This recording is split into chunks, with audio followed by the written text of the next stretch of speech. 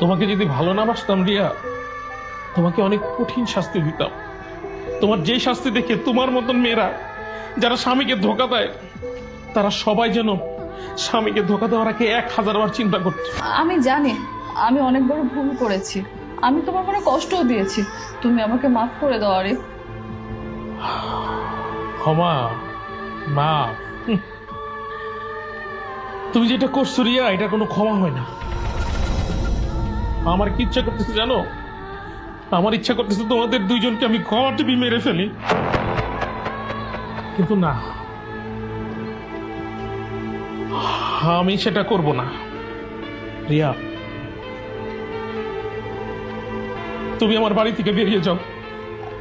আরিফ, তুমি আমাকে আরেকবারের মতো ক্ষমা করে দাও, আমি এরকম ভুল আর কখনোই করব না। কথা বাড়ায় না রিয়া, তোমারে ভালোবাসি বইলা এখন শুধু বাড়ি থেকে তারাই দিতেছি। তোমাকে যদি ভালো না বাসতাম রিয়া, তোমাকে অনেক কঠিন শাস্তি দিতাম।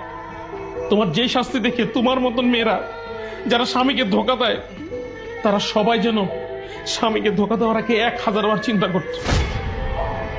আমার সামনে বসে থেকো না রিয়া, তোমাকে জাস্ট 2 মিনিট টাইম দিতেছি। তুমি তোমার ব্যাগেজ নিয়ে আমার বাড়ি থেকে চলে যাও। বসে আছো কেন? যাও।